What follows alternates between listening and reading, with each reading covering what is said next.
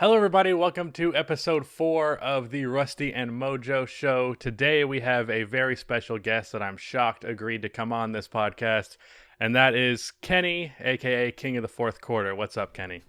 What's up, man? I'm happy to be on. I don't know why you saying like surprisingly that I'm on here. Like I'm willing to do shows, man. It's no big deal. You have like 8 times my sub count. That's why. Hey, listen, I got so much love for the community, man. That doesn't matter. It's just a number. That's a W. I wasn't gonna mention it, but you showing up for when that whole Scout with Brian beef happened on Twitter was amazing. You know, I just didn't like his tone with the community, man. It's like I've heard people talk about it in the past. I even talked about it on B-Soul's show. But it's just like he's just so snarky with it, and he's just this expert, and he knows it all, and he can't be wrong. He's like, yeah, come on, my guy. There's so many people out here in the YouTube world that's, you know, making a living doing things that you want to do. It's just like his tone to the whole community was just terrible. So it was a fun night, you know, going at it with him a little bit.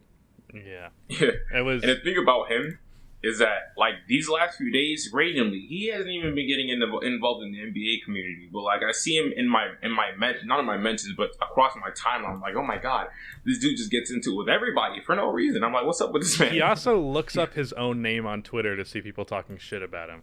Yeah, like, I know that because people have mentioned him in my replies. Like, when I tweet about the fact that I can't dunk, so they go, well, you dunked on Scout with Brian, though. I see him, reply to that shit. That's funny. That man is old news. How about we get into the simple stuff and talk about each other's days or week, since it's Saturday? Yeah. So how's you guys' week been? It's been a bit down, honestly. Views are a bit down. That's how I gauge my happiness. I can relate to that a little bit. It's entirely determined based on what Social Blade says. Yeah, that sounds depressing. Damn. It is. Well, outside of YouTube, like, what type of shit you been doing? I don't really do anything outside of YouTube. I lost. Listen, Rusty, we got this little connection here because I relate to that one too, man. Yeah. I mean, I lost 2.5 pounds this week. That's something. It's a W. That's a W. You've been consistent with your diet and shit? Yeah, I lost 4.8 the week before, so I'm on a good track. Unless it's just going to keep cutting in half, then that would be bad. It's all about the grind, man. As far as my week goes, it's been cool. I had 2 shoots with some NBA players this week, and I have another one coming up on Monday. Yeah, it's same, man. No one asked you, Rusty. It's his turn to shine. Shut up, please. So those type of things are always super stressful because they don't give you like, hey, next week or 2 weeks from now we have this person. It's usually like 2 to 3 days before. So now you have to do all this research on this player. You have to formulate an entire show. Luckily, I have like producers and a team with me with House of Highlights, so they help out with that. But this is the first experience where we had like back-to-back shows on back-to-back days. And it was stressful, and even right now, I'm still studying for the next guy and the guy after him. Are you allowed to say who you're interviewing? I doubt it.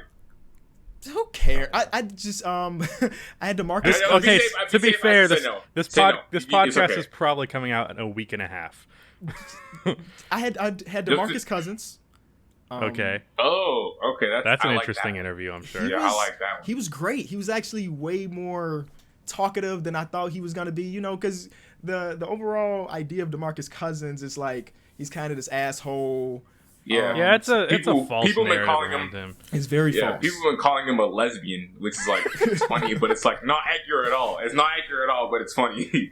So he was cool. He was really open. I mean, I can't talk about everything we talked about, but he was very open about his career and his time in Sacramento and how he transitioned and stuff from different teams.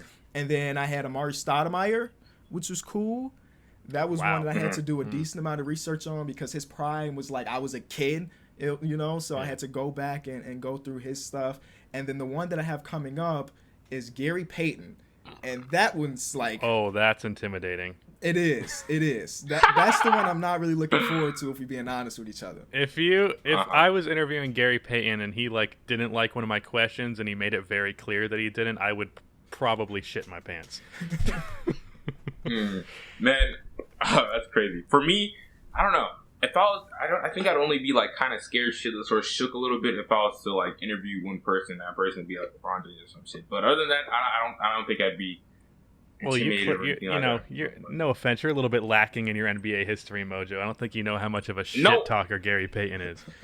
No, I hear no shit. He's one. Okay, first off, I take offense to that because no shit. Everybody knows what Gary Payton does. Okay, and secondly, like I'm saying, just in general, like I don't think I'd be like starstruck or anything of that nature towards someone like Gary Payton. It's not starstruck. It's fear. It's like that guy. Yeah. That guy guarded Michael Jordan, and he did a pretty damn good job. I'm backing down to him for sure.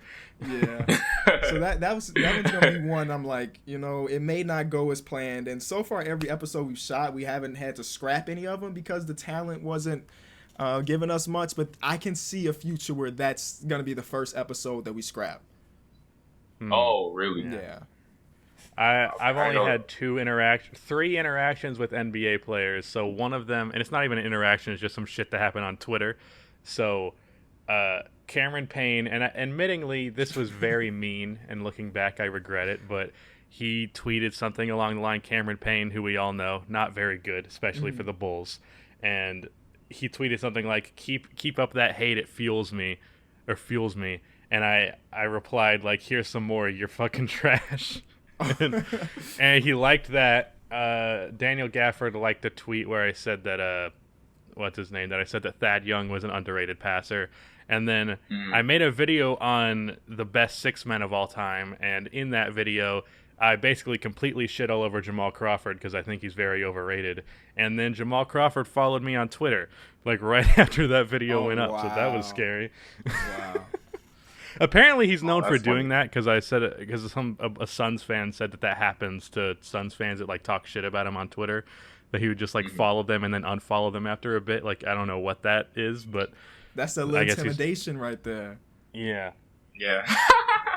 He's trying to let you know that he's trying to let you know. Like I see what you're saying, man. Yeah. Well, what's the nice? I think if you've been asked this before, but what's the coolest NBA player you've met so far? Like nicest? Miles Turner. Miles Turner was super super nice, and maybe it's just seems like a chill guy. It might have been just because he was my first experience with an NBA player, like sitting down with, but he just made it so much easier for me to realize, like, okay, this is something I can really do. Because I'm sure we all had times where we like question our ability in something that we're doing, and it was my first time ever being in a situation, like the first time I'm as the lead of this show, sat down with him, and he was just like, It's all cool. It's all cool. Like I'm stumbling over words. He's like, "Don't worry, I got time. We can take more than one take." Oh damn. Yeah, he was great. So I'm definitely putting Miles Turner number 1. Trae Young would probably be number 2. Then probably. I'm sure Mojo wants to hear about that. Oh, you're a Trae Young fan, or?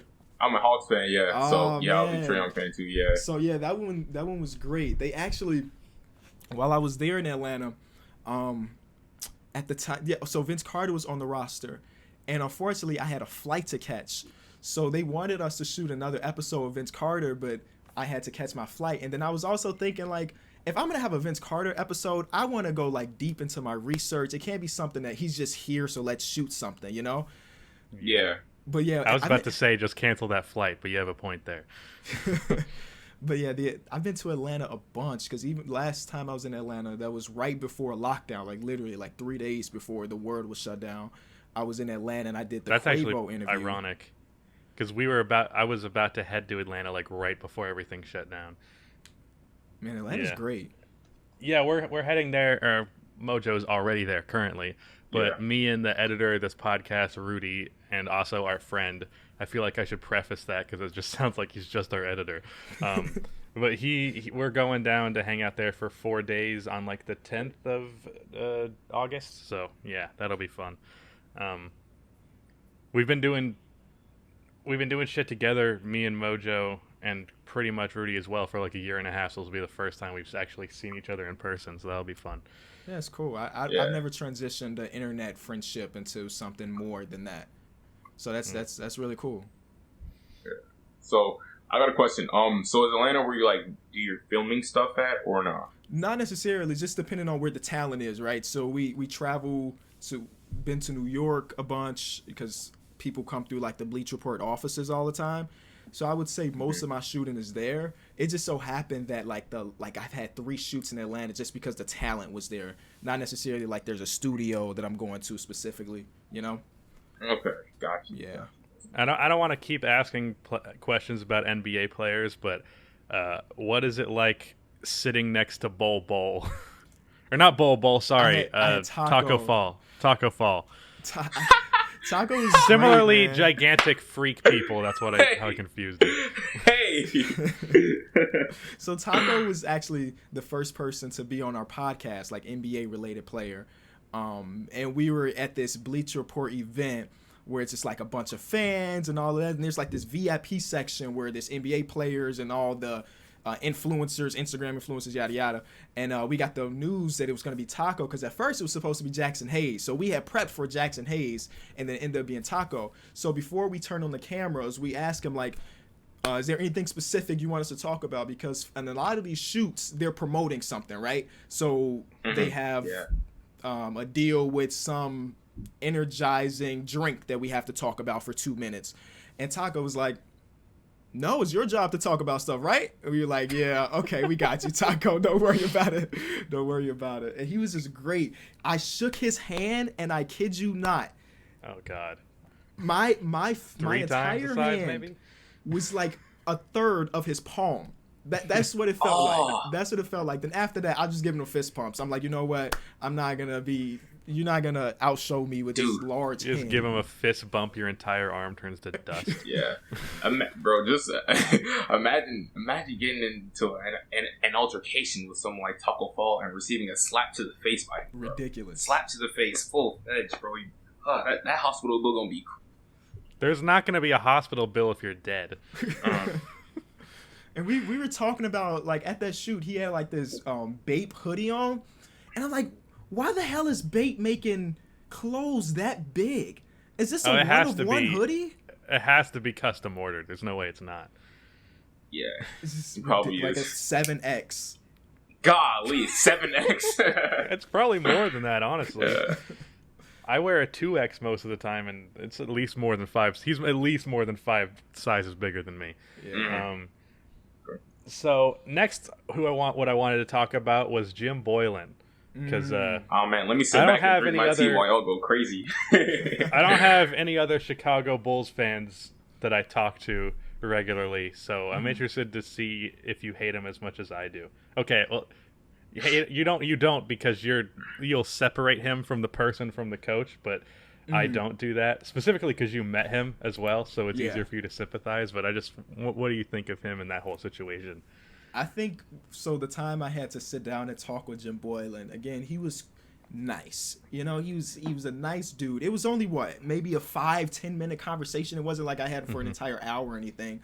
But he was genuinely a nice dude. And that was like 2 days, I think, before the so when you have season tickets, they do like this one big practice where all the season ticket holders come to, and we watch the team practice, right? So that was 2 days before that. So I had this 10-minute thing with him there, and then 2 days later, I'm at the season ticket holder practice, and he's saying all the right things. And I'm like, you know what? This is the year of the Bulls. We're gonna make the playoffs. Yeah, I saw that post you quote tweeted on Twitter of your old one that was like, if the guys approve, I approve. And you're like, exactly. I was wrong. It just didn't work out that way. So yeah. Mojo, what the hell? Oh, you hear that? Yeah, it's loud as shit. Damn, bro, I was drinking my water. My bad.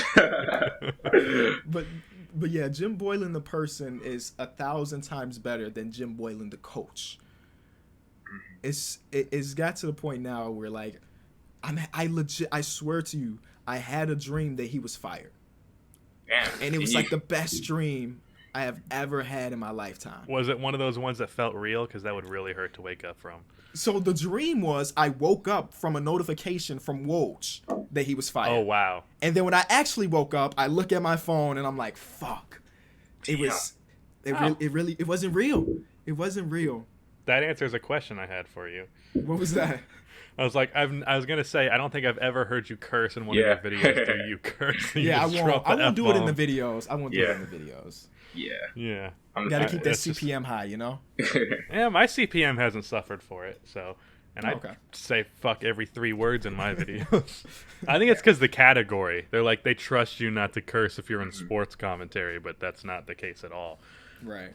Okay, so right before we like switch topics or whatever the case may be, I have a question for you Bulls fans or whatever. So, I know you've seen, Zach LaVine's name pop up in quote-unquote trade rumors or blah, blah, blah, and you've seen articles and all that stuff about him. So, I have a rant that I'm going to record after this, actually. I got you. So, hopefully this adds, like, more fuel to your fire that's burning up inside you. So, if you were to trade Zach LaVine, I don't think the Bulls should, but, there are others have their opinions. So, if you were to trade for Zach LaVine, what would you seek him out for? That's I don't have an answer for you. Because I just don't want it to happen. Because here's the thing. Look, this is uncomfortable. Look, this is. Yeah. Look. Someone asked me when I asked for Q&A questions, and I'm sorry if I ruined your mentions with that, Kenny. They asked who between you and me were closer to no longer being a Bulls fan, and I said it's 100% me because I don't think Kenny could drop it even if he wanted to. Yeah. And I don't think I could if I wanted to, but I've at least fooled myself into believing that I could. But I tweeted, like, if the Bulls trade Zach LaVine to keep Jim Boylan, I'm done. Mm-hmm. I might not be. I'm at least taking a break for quite a while. Like, okay. I can't handle that. So if you can't answer that question, can Kenny answer that question? What type of assets would you want back for Zach LaVine from any team in general? The way I've always looked at it is, like, as a fan of any sports team, I try not to get attached to the players more than, like, the overall team success, right? And the fact that Zach LaVine hasn't been successful in his tenure in the Bulls, like, I love Zach LaVine, do not get me wrong, but if we traded him away tonight, which, I mean, we couldn't do, but, like, if we got a notification he was traded, I'd be kind of sad, but ultimately I wouldn't be super upset with the idea, especially if I feel like whatever we got back is furthering our future. But to answer your question, Mojo, I don't know. Like, every trade package I've ever seen of people, whether it be on BR or on Twitter, I'm looking at it like, there's no way. I'd rather just take the last 2 years of Zach LaVine. Every time it's not enough. It's like the one that I keep seeing is like Josh Richardson and Zaire Smith. Hard pass. Hard pass on that. I saw someone say Aaron Gordon and a first round pick. I was like, are you fucking kidding me, Aaron Gordon? For what? Okay, so I have one off the dome in my mind. Okay, so let's say if the Knicks go ahead and they don't land the number 1 overall pick. And I don't want anything the Knicks have besides for RJ Barrett. Listen. All right, they don't get the number 1 pick, but instead they fall to number 3 or whatever. At number 3, you may have guys like Anthony Edwards down below, or even Denny Avdia, or someone like freaking. If you're asking if I would trade Zach LaVine for Anthony Edwards or LaMelo Ball, the answer is yes. But that's about, and that's not what Zach is gonna. That's not his market value. It just isn't. Because he. Well, it's the Knicks. It's the Knicks we're talking about. It's the Knicks. I said the Knicks. Yeah, remember that. But I think even they're not that stupid, and I don't know. That's a low bar. I mean, I'm not a college basketball guy, so I don't know much about the upcoming draft picks, right? I usually start doing my research on players after the draft or at the draft combine. Like, I'll start to, like, who the hell is that? He just jumped. He had a 40-inch vertical. I don't tend to make hard takes because my hard takes have not aged well. I feel that. I thought that Elfrid Payton was going to be Rondo. So yeah, that was the last time I paid attention to college basketball. Do you not know about my Luka Trae Young take? No. I said that I had a tweet that was like, imagine thinking that Trae and Luka are legitimate top 5 prospects. That's tough. And then they're both all-star starters in their second year. That's probably one of the worst takes. That's one of the worst age takes ever. But you kept it up, right? You didn't delete the tweet or anything, did you? No, I quote tweeted myself when it was like no one had seen it. I exposed myself. I don't care. That's a good sport because I know people that would delete it just because they were wrong. Like, you can have some fun with yourself. Yeah. So I don't want to come off as like thinking that come off like I think I'm some genius. So if I fuck up, I'm gonna point it out. Yeah. Right. So for me, for the most part, I'm into the draft. The draft is one of my favorite parts of this, like, of the NBA and stuff like that. But like the one time or one of the few times that I did miss horribly as of recent was in the 2018 draft with that man Kevin Knox. Kevin Knox. Wait, there's Kenny Knox is a person, right? Yeah, he's that. No, hold on. Kenny Knox is a ex-Viner.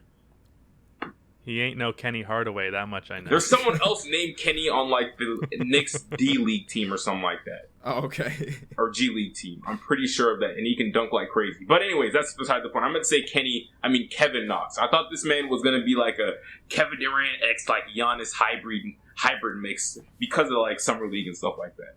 That was my biggest miss. You thought that, and yet you called me out on my Kevin Knox take. What the fuck? Oh yeah, for sure. Hell yeah, I'm an asshole, bro. I'm gonna call you out. You made a whole video.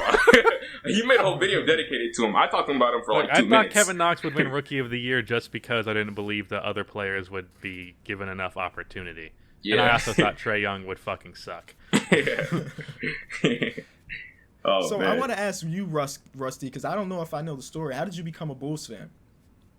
Oh, it's an interesting story.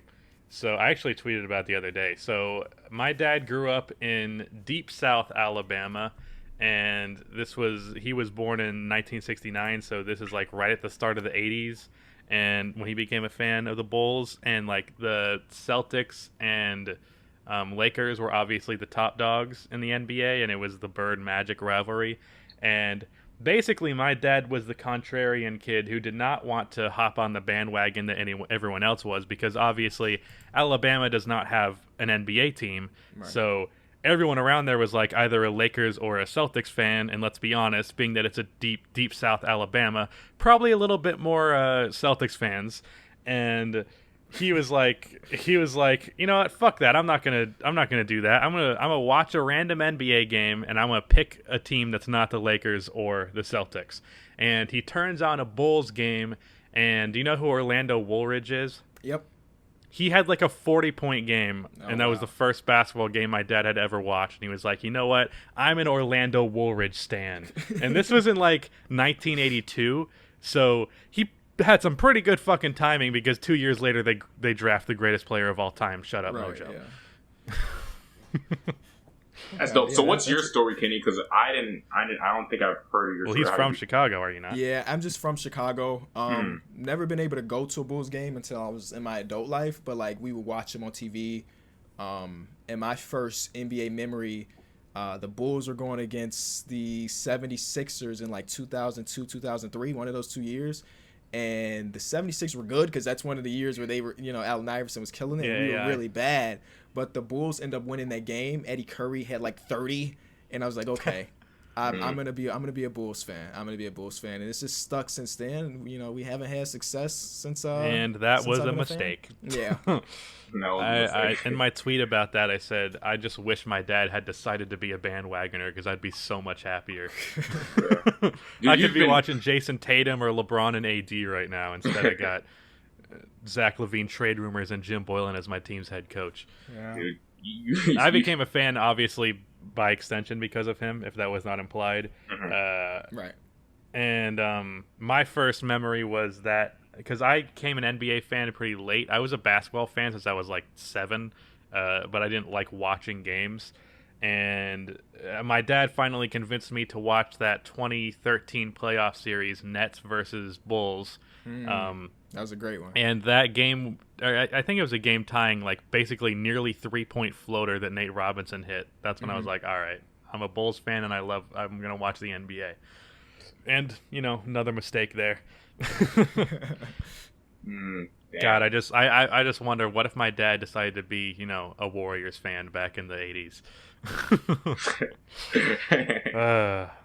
Too bad for me, I guess. Fucking Orlando Woolridge had to curse me. I'm dead, dude. But you know what? There's a chance that if my dad doesn't become a Bulls fan, something happens with the butterfly effect, and then I don't exist. So yeah, I'll live with it. So it sounds like you don't got a lot of loyalty for the Bulls. No, I have plenty of loyalty, but I consider it a curse. Okay. It's like an abusive relationship. Yeah. I can't leave them, Gotcha. That's but it's causing me pain to be with them. I can't stand. I swear to God, if they fucking trade Zach LaVine and don't fire Jim Boylan, I'm gonna lose my mind. And you know what? I'm gonna pull up all my old tweets where I said, do not go around praising this Carnicevis guy until we actually see him do anything, because you don't know what he's going to do. Yeah. Just because everyone was so tired of Gar Pax, they were immediately like, this guy is the Messiah. But it's like, he hasn't done anything yet, and as of right now, it appears that there is at least somewhat of a possibility that he's going to choose Jim Boylan over Zach LaVine, which in and of itself is a bad enough move itself. So, yeah, I fell into that camp too. I was just so happy to see those other two. No, I don't blame people for feeling that way, but I was like, let's chill out, guys. Like, we don't actually know who this guy really is yet. So enough with the depressed talk, because I'm tired. It sounds like y'all gonna cry right now. Yeah, we've been talking about the NBA long enough. Next to you, like, check up. All right, this is kind of awkward position. This is like a therapy session right now, bro. I'm thinking of starting a podcast clips channel for this pod, and I might just clip this and just be like, Rusty and Kenny have a Bulls therapy session.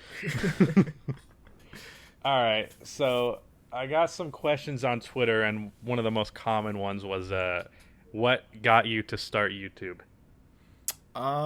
Pretty straightforward. I wish it was some cool ass story, but it's not. I watched a bunch of Chris Smooth. I'm sure we all fell into that, and I had two other friends that started making YouTube videos with me.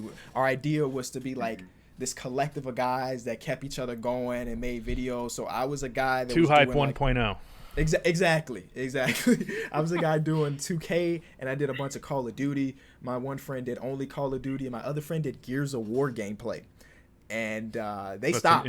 That's an interesting mashup. Yeah, they stopped like after a year maybe, and I was like, I actually enjoy doing this, and it's just. How old were y'all? I was 13. They were 15 at the time. So okay. we all like convinced our parents to like get us Dazzle, right? Dazzles? They were called Dazzles. We had shitty Xbox mics, you know, the whole thing. No camera, because back in the old YouTube days, you didn't really need face cam. You just kind of can deal with your gameplay and just a smooth voice.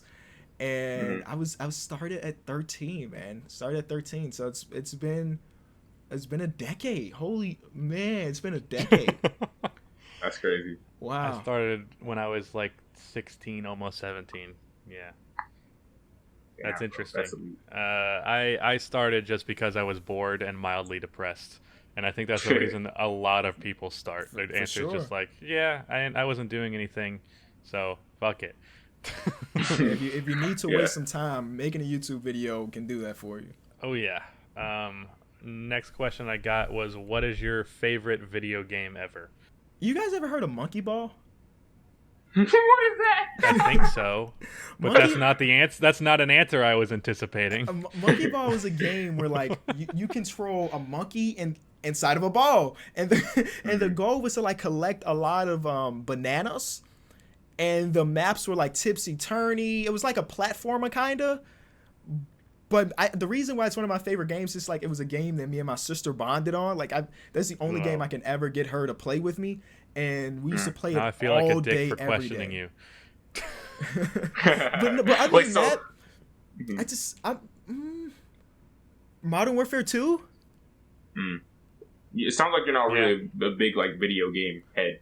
I'm mostly into sports games and shooters. I'm not into like The Last of Us type things where it's like story mode type. I'm not that type of guy. I'll just pretend my answer wasn't The Last of Us in that case.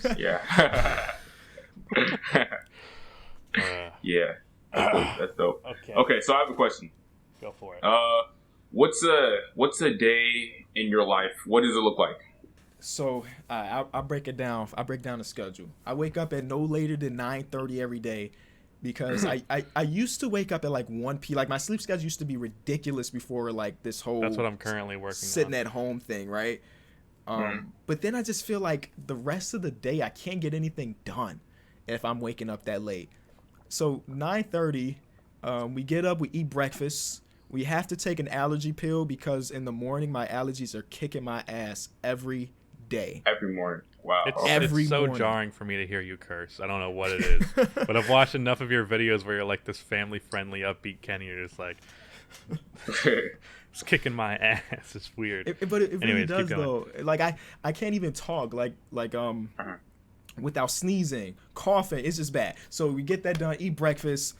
And then, honestly, I'm, like, sitting in, like, my version of Discord, which is like the Xbox game bar. I don't know if y'all know what that is. It's basically Discord, but like for Xbox users, because none of my friends have PCs or anything, so they just all sit on Xbox all day. So I sit there until like I think of a video idea, I'll shoot, edit, upload, probably run some Warzone, have a call here with my managers every couple days. My day is not as busy as people probably think it is. I'm just chilling most of the time. How long does that shooting and uploading and like the editing or whatever process take for you? Probably like 4 hours or so. Do you not have an editor? I did. I mean, the idea of having an editor is so great. I had one for literally one video, and I hate not being in control of like my stuff. Yeah, I have my editor Rudy cut down my footage, but like I could never relinquish full control of a video. I'm a control freak, so and also a perfectionist. So if I see something like 1 degree off, that's gonna bother me too much that I can't work with someone because I'll drive them insane. I feel that. I mean, for my videos are so like cut video. It's not like any effects or anything. Yeah. Like most of my content is mostly like entertainer more than like the the After Effects things, yada yada. So when I did have an editor, I was like, why am I paying this guy to just make simple cuts? If if I was doing some extravagant stuff where I needed music, that's really just about bass drops, the extra free time you get from it. Because when I pay Rudy $10 for about an hour's worth of work, and I get an extra hour in my day. I feel that. Ideally, I understand the idea of having an editor, but it's just like I'm not doing anything else with those extra hours. Let's be honest with each other. I'd probably just sit and watch YouTube. That's honestly videos. how it's been for me, because I was like, I'll get that extra hour in the day, and I'll use that to be even faster writing a script, and then I just like watch YouTube until he's done. Yeah. Okay, so to bounce off of that, you just mentioned YouTube. If you're on YouTube or whatever, who are the go-to content creators or type of content that you like to watch when you do watch YouTube? Is it all basketball? No, actually, majority of stuff I watch aren't basketball related.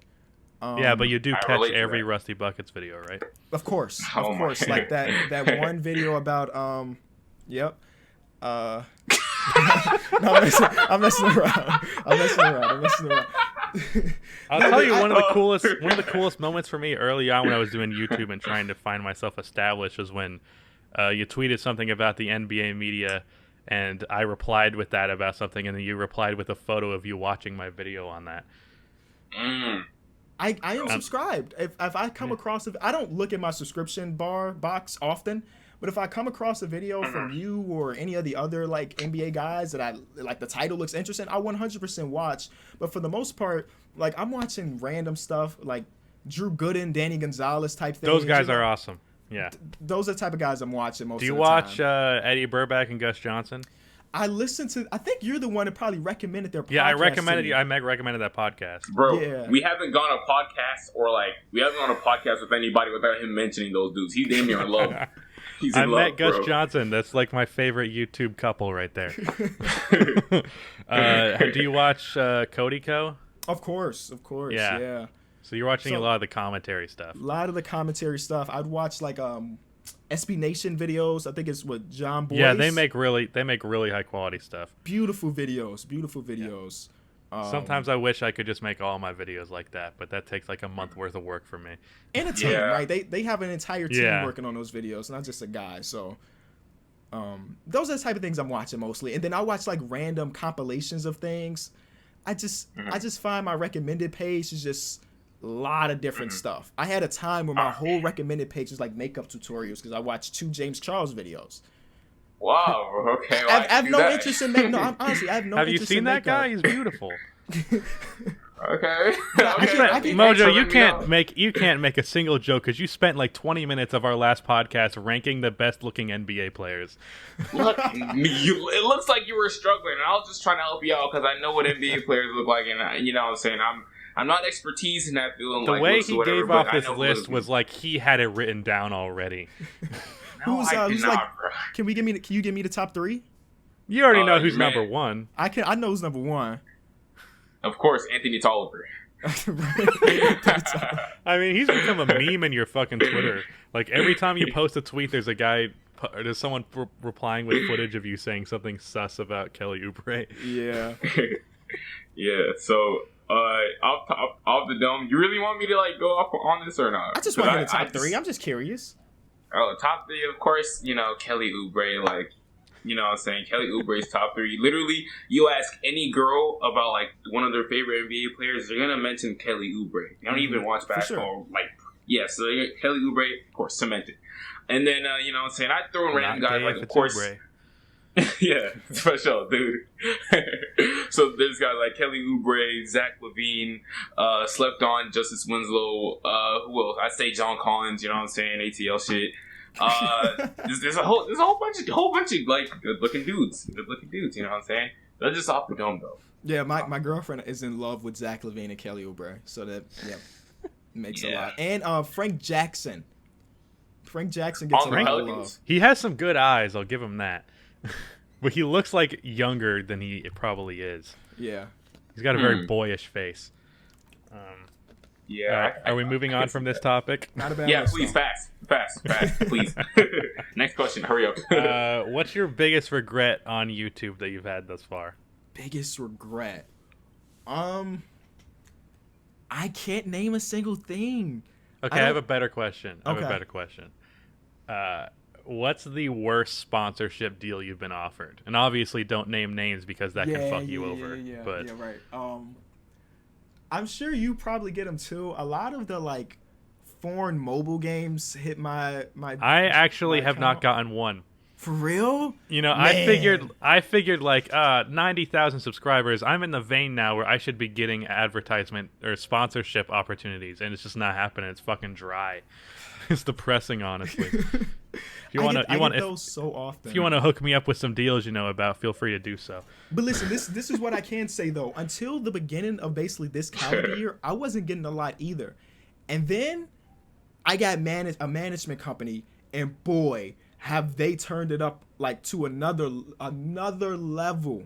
Like you said this won't be posted for like 2 weeks, right? Or something like that. It's probably like a week and a half. Okay, that's enough time. So I signed a deal with Nesquik Milk, right? Which is like fuck? It's, right. It's insane. That's not a deal I can get by myself. But with my management team, they got it for me, you know. So I've been getting stuff like that. You know, we get the normals like FanDuel is always looking out for sports people. But the worst is 100% those little foreign mobile games where it's like. I feel like these companies, again, they're not English speaking, so they'll type out whatever they're trying to say to you and just throw it in a translator and send it to you. Yeah. And you know it doesn't always translate, so it can just be really, really bad. And then I used to be kind of a jerk about it, where like I just wouldn't reply, right? Because like I'm not gonna accept. If I get a bad deal, I don't reply to it, so I guess I'm a jerk about it. Right, so I was told that that's overall, even though it's not a deal you want to do, it's bad business practice. So I started to reply to him eventually. But it was one specifically, and I wish I could pull up the tweets from it because I definitely tweeted it. And this wasn't a foreign company. This is like a United States company. They're like, it's a decently sized company. It just didn't fit my audience, right? It didn't fit my audience, so I didn't want to accept it. And this is the time where I wasn't replying. So I didn't respond to the first one. They hit me up again. I didn't respond to that one. And then he hit me up again. He was like, wow, so unprofessional. You'll never grow your channel type things. I'm like, whoa. Hold on here. So that's, even though it was like a okay company, that might take the reins as like the worst experience with a brand. It's like, I definitely didn't expect that to happen. I mostly asked this question so I could share mine. So,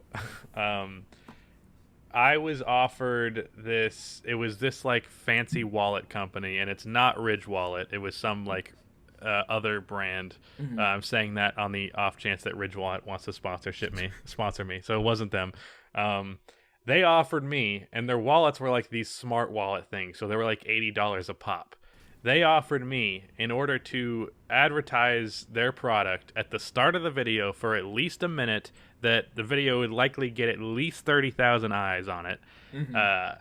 They offered me 10% off of their products for that. No way. That's it. That is all they offered.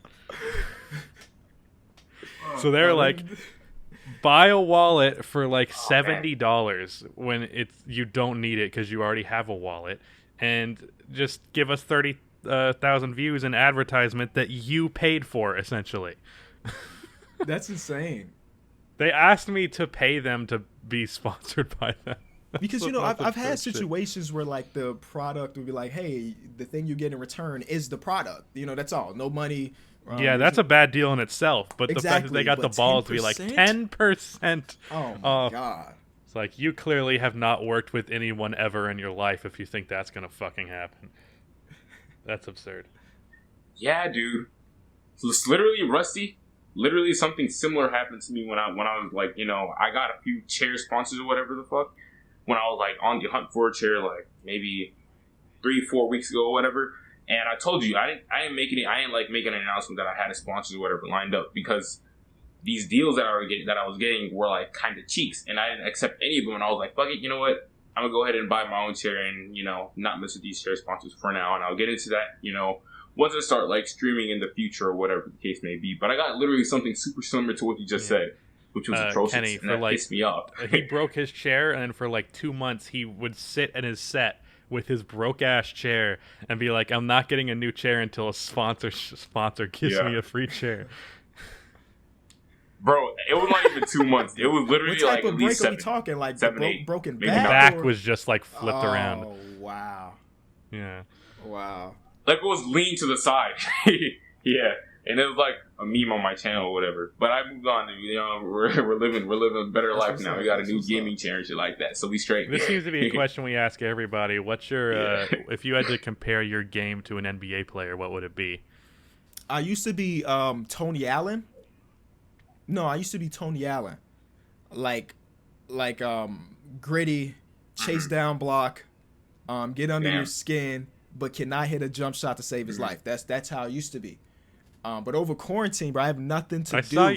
I saw you swishing those jumpers on that Ray Allen thing you posted. Exactly. I'm doing workouts every single day, an hour a day, whether it be in the driveway or at this local park, depending on how much sun is out. And I'm slowly turning into another Chicagoan and Patrick Beverly, bro. Being able to take the 3-point shot, and still play elite defense. I remember a while ago, this is a long time ago, maybe 2-3 years ago, whatever, I was watching a video of yours, and I saw you play basketball, and I was like, oh shit, this dude's left-handed. And I think maybe you tweeted this, or you said this in a video, but you were like trying to mimic someone whose shot you thought was similar to yours, and you brought like Mike Conley or something like that, and you tried to mimic his shot. Mike Conley's my guy. Yeah, I remember something like that. Am I right about that? No, 100% right. Because a lot of, if you notice, a lot of left-handed guys, they don't get a lot of leg into their shot, right? We're not jumping super high. It's like D'Angelo Russell's pretty flat-footed. Mike Conley, all these guys are flat-footed. James Harden doesn't really jump that much on his shot. At times, yeah. Exactly. And before, I was like, I'm showing off my leaps on every jump shot, and it just wasn't really working like that. So I was watching a bunch of Mike Conley back then, but now it's just like, I don't think it's healthy to try to do that. You should just find what feels great to you and perfect that. Yeah. Damn. You really think it's not healthy? You gotta find whatever can be consistent. Ever since I heard that, bro, I've been trying to like perfect my jumper to something similar to either, like, I've been bouncing off of when I'm shooting like deep threes, Trae Young, but when I'm in like the mid-range area, I bring the ball up a little bit higher over my head, and I try to like get my little Devin Booker type shit in. So damn. If it works, then ain't no wrong with it. But for me, it wasn't really working. Every time I've tried to make changes to my natural shooting form, they don't stick. Like, I found that if I bring the ball up a little higher than what feels natural to me, I make it more. But then consciously, when I'm playing in a game, I never think of that. Yeah. Jump shots. So that's why. And also, I lift my feet. I don't even lift my feet an inch off the ground when I shoot. That's how bad my vertical is. But that's why I think that this quarantine time is great, because there's no runs, right? So I can just put it into my brain for 6 months that this is the way we shoot now. This is the way we shoot now. So once we do get into runs again, then it's just the only thing I've been practicing for 6 months. So it should stick. At least that's my thinking. And I hope so. Me and my guys were talking about potentially renting out a gym, but even then it's just not safe, because I don't know where the hell they've been for the last 4 months. But I just miss playing basketball. I saw you inquiring about getting that gym that what's his flight has. Yeah, legit. If I knew that I was gonna stay and live here in Chicago for the next 10 years, I would 100% build one. 100%. Did you actually find out how much that would cost? Yeah, not including the property, it would cost like $30,000 to get it together. Jesus Christ. Yeah. But then you got to take on the property too, so it would be, more than that. But if you're getting the right use for it, if I'm turning into a person that's making a lot of videos about playing ball or something, they'll get the money's worth. You could get a return on investment on that one. Like 100%. I'm sure Flight already has. If he does own that, I don't know. No, I think that's his trainer's gym. Yeah, his name is like R2 or something like that. R2B. Yeah. But yeah, that place is beautiful. So, this is random. Can you dunk? No, I am still maybe 2 inches away from dunking. And those last 2 inches have been like the hardest ever. Like no matter how much I work. You got some big ass calf muscles, I think. You're 5'7", right? 5'7", maybe. We'll give me 5'8". Can we? And hoop shoes, got you. And hoop shoes, 5'8", 5'9", got you. You have I'm 7 inches taller than you, and I can't even touch the rim. Damn, bro. That's not a terrible thing. Yeah. No, okay, I appreciate this because everyone trolls me on Twitter for it. They call me a waste of height. They call me a waste of height. I trolled you about it a few times too, but yes, you have. Joining the pylon. You know what I hate about that? Because you have over 110,000 followers. Regardless of what my tweet is, your reply gets way more likes than mine. Maybe begin. You ratio the shit out of me. I remember one time you were talking trash about like short people, and then I pulled out the MLK thing. Wait, what? You remember you said something about people being short, and I tweeted like Martin Luther King was 5'7". Oh, so what are you saying about? I remember that. It was probably a year and a half ago. That's fucked up. What the hell? Yeah, that was a long time ago. And then you were like, how the hell do you just know that Martin Luther King's height off the top of your head? And I was like, it's the short kings, man. You gotta know who's a part of it. Literally a short king. Literally a short king. I'm looking through these questions right now. They really suck. These people suck at questions. Really? Listen, we have a segment on my podcast, or we try to have a segment on the podcast where we answer the questions from the fans. Yeah. And I promise you, we get maybe 2 to 3 good questions every time we try to do it. It gets bad. Okay, so yeah, you guys need to step up your game. Yeah. All right, so Rusty and I asked this question maybe 2-3 times before on a podcast, and since we're like in a roast spot right now, I guess this is the perfect time to revisit again with you. So, a while ago, I think over a year ago now, I brought up a question to where I asked, if you were to rob a bank, which 3 NBA players are you bringing with you? We're doing this one? Yeah, I want to hear his. I want to hear his answer. This is easily our most NBA podcast we've done thus far. Like, we pretty much avoided it up until now. Yeah. So, wait, what's the question? If I was robbing a bank, what 3 NBA players are bringing with you? Yeah. Are you bringing with you? Oh, snap. Now, for me, let me give you my my answers. Okay. So, just so my thought process. First off, you know what I'm saying? I'm going to get some quiet killers. I need me Alonzo because he's quiet as fuck on the court and he's a great facilitator, okay? Secondly, I think... I forgot who the other guy. I forgot the third person, but this is like off the top of the dome. So secondly, I'm gonna get Kawhi because quiet killer, big ass hands, and he's pretty strong and can carry a lot of shit. And lastly, I'm gonna need me a distraction, and that the perfect distraction, the loudest person in the NBA is like Patrick Beverly currently right now. So he's the distraction. Right. You know what I'm saying? Those are the 3 players that I'm carrying with me. That's my thought process on that. Who are you? Oh, and we're putting it in the world where they're all still famous and well known. So like they're all wearing masks and shit. But like, if you bring out like a 7-footer, that's gonna stand out. That's exactly what I'm thinking. Yeah, you can't go too big.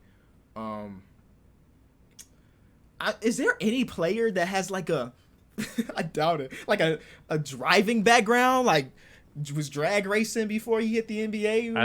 I know Jimmy Butler likes cars. I don't know if that means he's drag racing. Because I'm just thinking we need a getaway driver, right? That's like the first thing. You know what I'm saying? I watched Baby Driver like 2 weeks ago. Baby Driver. Yeah. I watched like 2 That's weeks my ago, favorite movie of all time.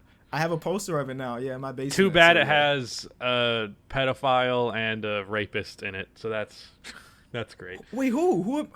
Oh, man. You didn't hear about what happened with Ansel Elgort? No, I don't keep up with like... You have to know about Kevin Spacey, right? I know Kevin Spacey. I know that ordeal. Yeah, Ansel Elgort recently got outed. I don't know if it was rape, so I probably shouldn't say that because I could get sued. But some sort of sexual assault he was accused of, allegedly. Wink, wink. That's So yeah, unfortunate. so that's two pillars of that movie that I loved going down. If someone comes for if Edgar Wright is a bad person, my life is over because like I trust him more than anybody. I didn't really give a shit about Ansel Elgort. I thought he did okay. I liked the movie's style and all of that. His actual performance was whatever. Yeah, so I'm like movies, but I'm not big into it to know like directors and stuff like that. Edgar Wright is like he's like the act or the what's the word? The director that every like film nerd loves. Like he did Scott Pilgrim versus the World. Okay, love that. He did Hot Fuzz. Okay, love that. I don't remember the name of he also did a zombie movie. It was the same actor from Hot Fuzz. I remember what it was called. I think it was Shaun of the Dead. Shaun of the Dead, yeah. Yeah, so he's done those. And I think he has other projects as well. But Baby Driver was the first one he's done that's like actually had very wide commercial success. Before that, they were like more smaller scale movies.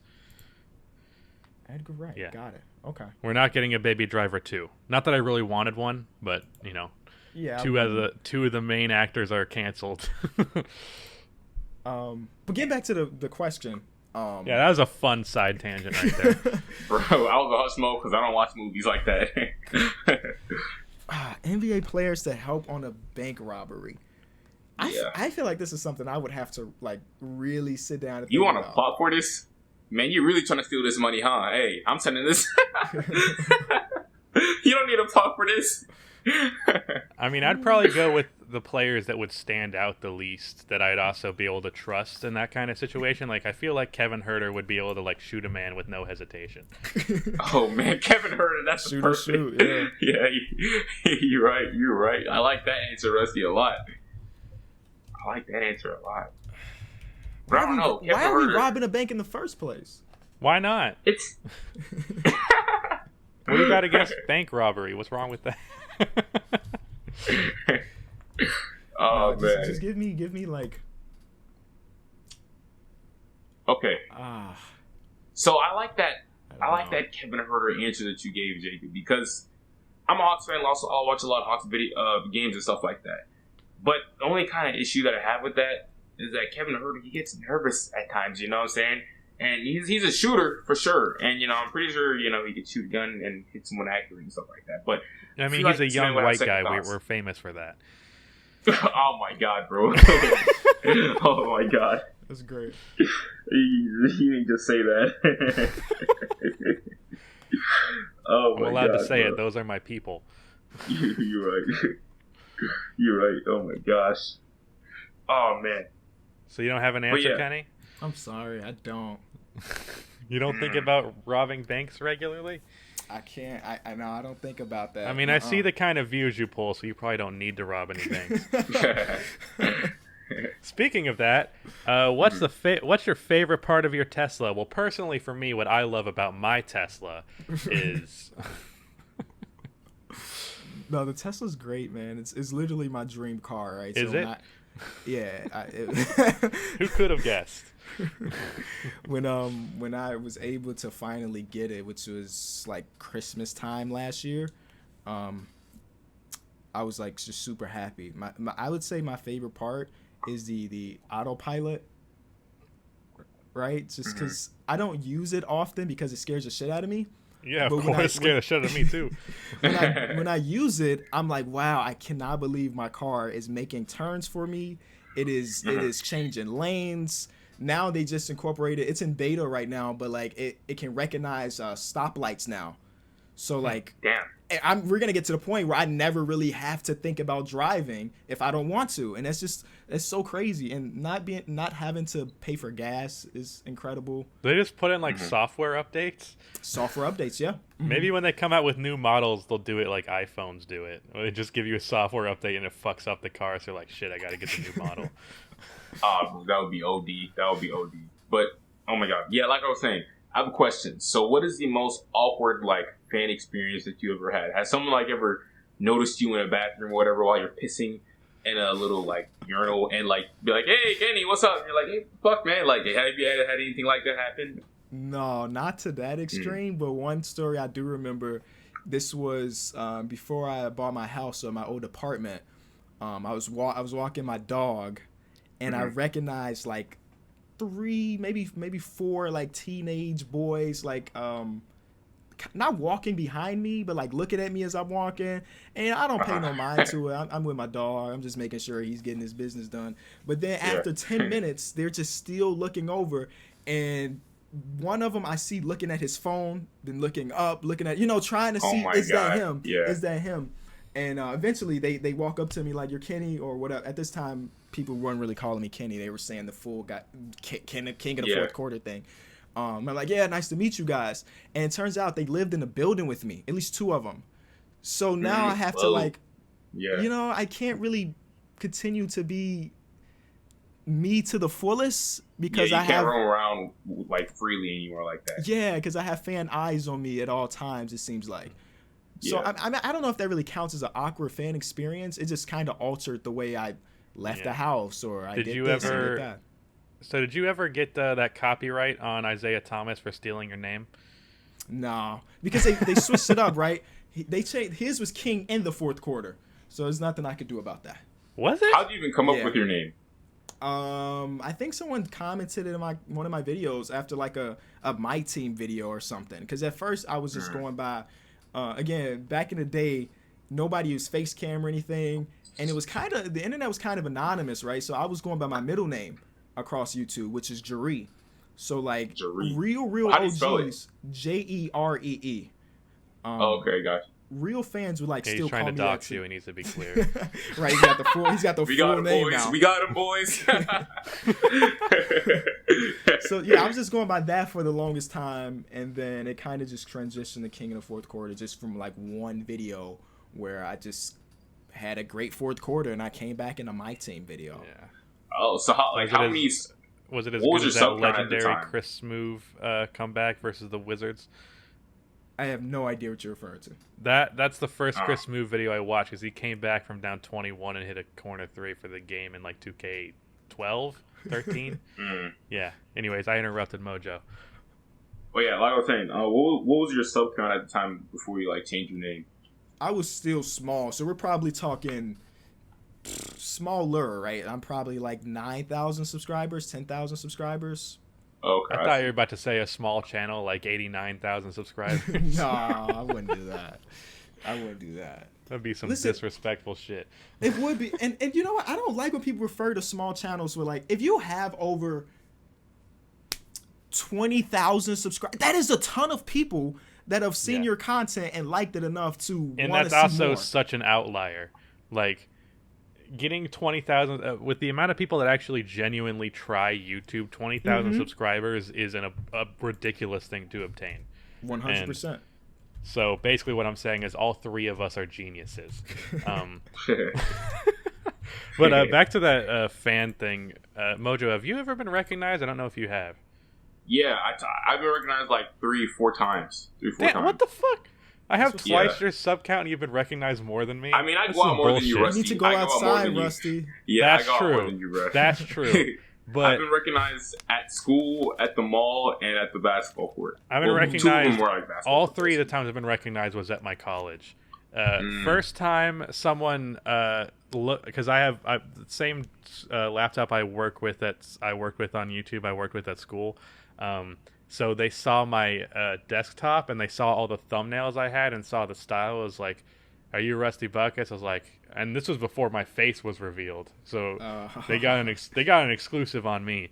Then later, that denim jacket that I have, I'd worn it so many times in videos that someone recognized me because of the jacket. And then the third time, this one was weird because I was with my headphones blaring, and I was just waiting outside of my next class. And my previous class that I was in was like right next to this one. So I had spoken at one point in the class, and this kid had turned around and given me a weird look.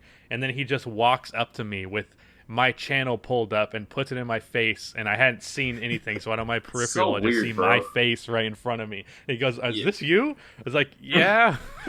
It scared the shit out of me. That's so weird, bro. Yeah. I don't know. That's weird. Have you guys ever met someone? Yeah, what? that is lit. Well, I didn't hear a word of what either of you said. You can go ahead, Mojo. You go again. Oh shit. Okay, I'll go.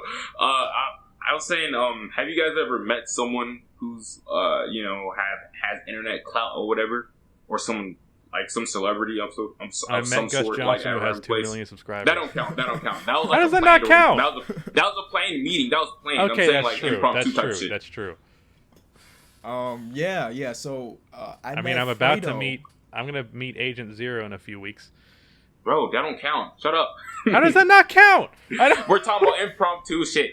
Go on, okay. Kenny. Yeah, I met Fredo at a shoe store here in Chicago once upon a time. Who again? Fredo, the one that was just in the beef with Agent about a week or so ago. Fuck Pretty Boy Fredo. Got you. Dude, did you watch the Down Keep It a Buck episode of where they talked about that, the most recent one? No, I haven't. They were shitting on Fredo. Like the whole podcast, they kept making fun of him because his name is Alfredo. They're like, you're named after a fucking pasta. You need to shut your mouth. Yeah. So how'd that interaction go? I didn't and know. How long ago was that? This had to be like 3-4 years ago. And I didn't know much about him. And then he was still making 2K videos at the time too. So this definitely was still like, this had to be maybe 5 years ago at this point. He was like 2K16, right? Yeah, I think that's when he pretty much stopped. And you know what? Yeah. He was cool then. I don't know what he's up to, how he is now, but he was cool then. Money and fame can go to people's heads. I guess so. I got barely money and fame, and it went to my head. That's tragic, Rusty. That's tragic. But for me, yeah. One time, like 2 years ago, I met these dudes. I met this couple, and they were like kind of blowing up or whatever. It was called. They made a trap song or whatever. And it was like memed up, and it went like this. This song is on TikTok too. Whatever, they use the song on TikTok. It goes like hit or miss. Bet she never miss. Got a boyfriend. Yeah, I met. You met them? Picture with them. Yeah, I got. What? Yeah, isn't it something like something that. Friday? Something like that. I recognize them. Yeah, that's weird. How do I memorize that? I don't know, but yes, I know exactly what you're talking about. That was a very prominent internet meme for like 2 weeks. So I met them, and they were like buying vapes or something like that. So it was cool. Yeah, makes sense. They seem like the type. Yeah, so. Yeah, that's interesting. But yeah, what were you gonna say, Kenny? That song was hot, honestly. What I was saying is that, like, just overall, fan interactions are like the best thing in the world. Like, you can see your numbers, right? All three of mine have been awkward. So you know what? I'm telling you, they get better. They will get better because you'll get better at responding to other people's awkwardness. Yeah. It's just every interaction I have nowadays. It's like it's ridiculous. And honestly, some people have turned into like internet friends based on them being fans of the channel. Like we have these guys from they in New York. Yeah, so I've seen that. Our first live show in New York, we had like 200 people come out, which is great. And we inspired these guys, the Connors is what I call them, because they're both named Connors, to start their own show. And they went from just being like fans of our podcast to like I message them like once every couple months to see how they're doing, just stuff like that. So it does get better because I think you're gonna realize that from their perspective, you're like a celebrity. You know what I'm saying? Because they watch your content. You're their TV. Yeah. I'm not comfortable with that at all. You're gonna have to be, Rusty. In a sense, you're right. Yeah, in a sense, you're right. So once you look at it from their perspective, you're like, okay, you have to live up to what they've seen in the videos. Yeah, I guess it's just a personal thing for me because for me, I can't be starstruck by somebody unless they're just this ridiculous talent to be like. As an athlete or as like a singer or something like that, if like there's no YouTuber that if I met them I'd be like flipping my shit. Like Gus Johnson is probably my second or third favorite YouTuber, and I met him and it was just cool. Like, so that's how it is for me. So when I see other people freaking out about YouTubers that have millions of subscribers, I'm like, I don't know, that's kind of weird to me. So the idea of them, That's only because we do it ourselves. That's why. And you don't know how much they're watching of the content, right? Yeah. So like if you meet a musician that you really love, you probably listen to them for hours, and just like a fan could watch your videos, watch 7 of your videos in a row, and it will just equate the amount of hours you listen to that that musician. Yeah, I guess, but like I don't know. It's weird to me because I'll reply to someone on Twitter or in the comments and they're like, "Holy shit, Rusty replied to me." I'm like, dude. It's not a big deal at all. I reply to most people because I'm a fucking loser. That's why you shouldn't look up to me. Sad, but that's how it is. But I don't know. I have a question that I meant to ask. We had B-Souls on the pod, but Mojo's camera had fucked up the audio. But I meant to ask him, how quick after hitting 100K did you get your plaque? Because I've heard people say it's like months. Yeah, I fall into the months, and I actually have a few other channels that hit 100K, and I haven't even got the notification where you can redeem the plaque. Wow, that's not good. It takes a while, and I want the new plaque looks so much better than the older ones. Yeah, it does. I need it to flex on my Tinder account, and I don't. Oh my God! Speaking of Tinder, Rusty, how's that been? Okay, hold on. Before we get into that, Kenny, you have a girlfriend, longtime girlfriend. How did you meet her? We went to high school together. Really? Literally, freshman year of high school. She was in my first period class. Wow. I mean, we didn't start dating until we were like seniors, but we were friends before that. Oh, okay. So how'd you make the move as a senior? Give Rusty some tips because this man's lacking in his dating life. I'm trying to like talk some sense to him. I shot my shot the other day and I got rejected. So. No, you didn't get rejected. It was just bad timing. That's all. But go on. Kenny. It was. I mean, she had a boyfriend. That counts as rejection, I guess, kind of. Yeah. She said they were on and off. Bad timing. Anyways, go on, Kenny. That sounds like bad timing if they're on. So I should have asked on an off day. I should have psychologically just predicted on an off time. My bad. Bro, I'm not a fucking wizard, so that didn't work. But my experience, like I said, we were really close friends before then, so we would just be hanging out. And it wasn't like I made a move or she made a move. It kind of just happened so organically because we were just close friends to start off with. So, I mean, I don't have any tips. I've been out of the game since I was like 17, so I don't know what the hell Tinder's like. I don't. It does not go well for me. Yeah, man. My problem is that I'm not the type of person to take photos at all, so I have almost no photos of myself like whatsoever. So anytime I do take a photo, it's like a mirror selfie in bad lighting, so I look like a fucking serial killer. Like I wouldn't swipe right on my profile. Fuck that. I got it. What's the bio like though? You got to be showing off some type of comedy, right? Yeah. What's your bio? I'm gonna read it out loud. And, okay, prepare to cringe. My toe's gonna curl like a motherfucker. I never share it because I'm afraid of cringe. Yes, Tinder, Black Lives Matter. Thank you for the notification. There, get your corporate points for saying the same message. Let's see. Actually, I don't have. I changed it recently. It's not long. I am now the lone single friend of the group. Need someone to help me fix that. And then. Dude. I wrote 6'3" because you got to put that in there. You got to put that. That's a big thing. So I put 6'3", like basketball, hate Donald Trump, BLM, and then tattoos and piercings, and then a bunch of the what do you call that fucking symbol? The greater than symbol. Okay. Like symbolizing that I'm a fan. Okay, so you love tattoos and piercings. Got it. Yes. Okay. Cool. Yeah. Cool. Okay, that's not bad, you know what I'm saying? For me, when I was on Tinder, good news, guys, I'm about to be claimed off the streets really soon. This girl, you know what I'm saying? Rusty, we had this whole thingy or whatever. It's cool because like you're already talking about her to us like she is your girl. Like in the bro, DMs. I'm gonna ask. Yeah, dude, I'm gonna ask her out like Tuesday type shit. So I'm about to be claimed off the streets really soon. But when I was on Tinder, my bio was like, I need someone to help me do my laundry. And that's it. I left that at that. Wow. That's it. Yeah. Simple, dude. Simple. No, I don't think the bio. I think the bio's decent. Yeah. It just kept it simple. No need for no more I used to have a fucking paragraph of a bio, and I was like, nobody's reading that shit. I got the message across. I'm tall.